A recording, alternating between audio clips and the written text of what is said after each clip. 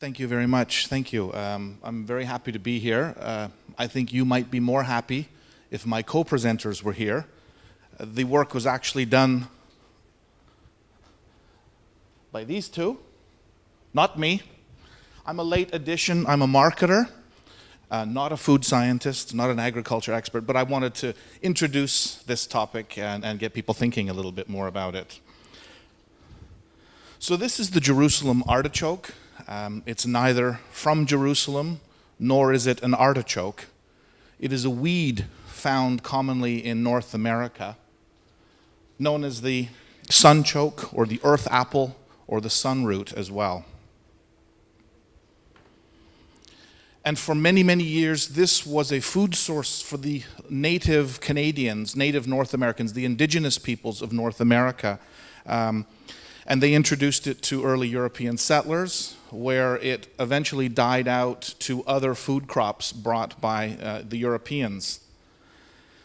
Primarily now, it is used as a source of inulin for addition into food products. Inulin being a polysaccharide that provides numerous health benefits, which I will show you momentarily.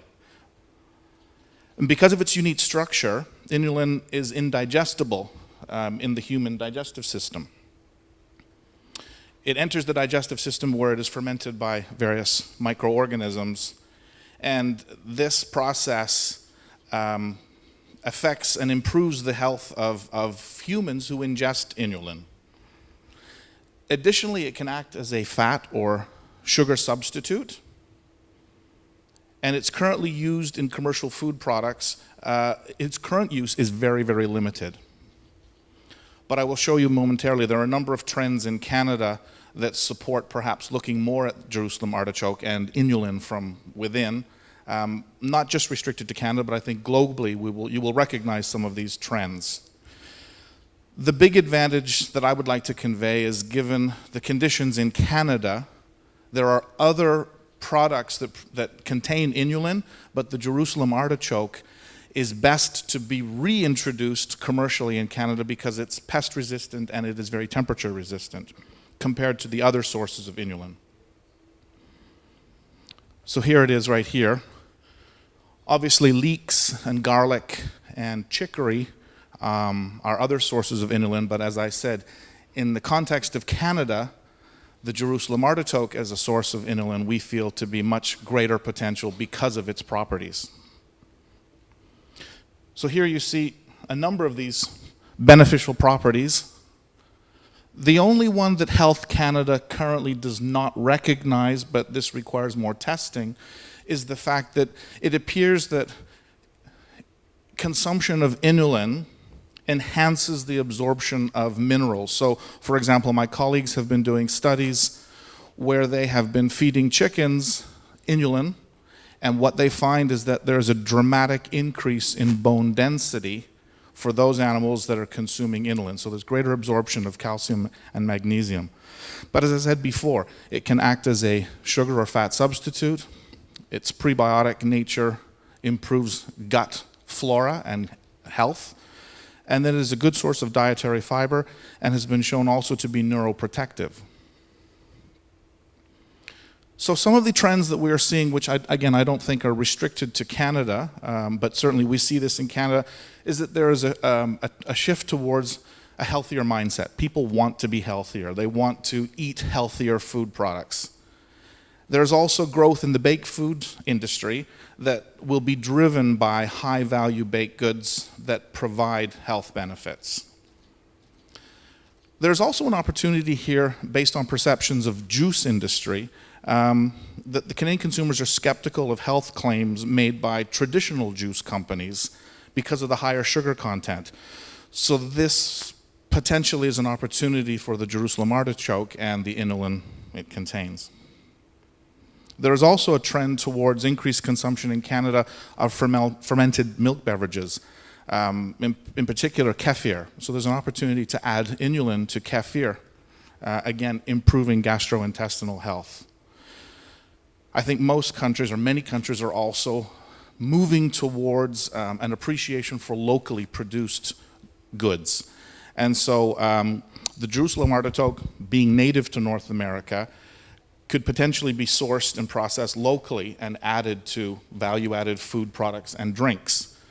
And we believe that about a third of Canadian consumers would be receptive to paying a little bit more for those benefits.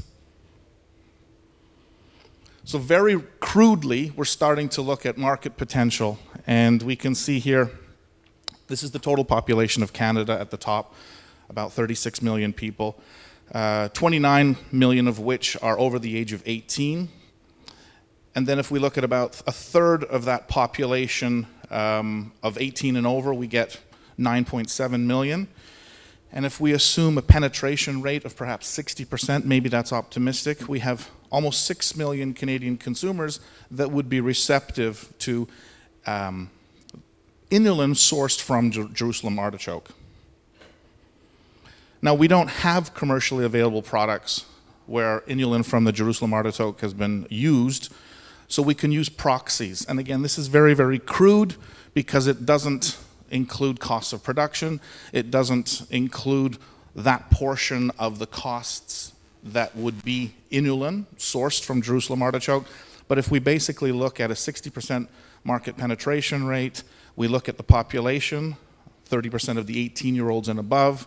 If we look at two substitute products, for example, there is a muffin made by Tim Hortons in Canada. Tim Hortons is an iconic Canadian brand. Everybody in the country gets their first morning coffee from Tim Hortons. They sell a muffin, and I think the inulin is sourced from chicory. So if we just very crudely look at $1.49 per muffin, 5.8 million Canadians, we get a rather large number, keeping in mind we haven't factored in the costs, but still, that's only one muffin per year. We Canadians like our coffee and muffins every day of the year. And then there's another example below of drink where the inulin is sourced from another product. The bottom line is that we see tremendous potential.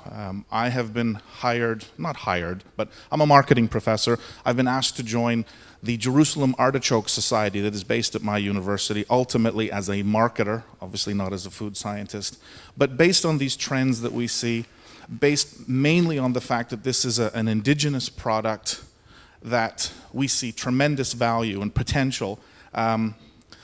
The future looks very good for Jerusalem artichoke in Canada.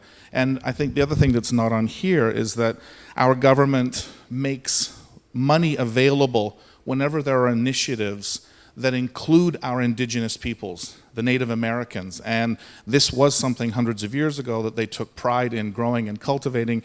And if we can incorporate them into this process to a greater extent, I think government would look favorably upon us. I tried to keep the time. Thank you very much.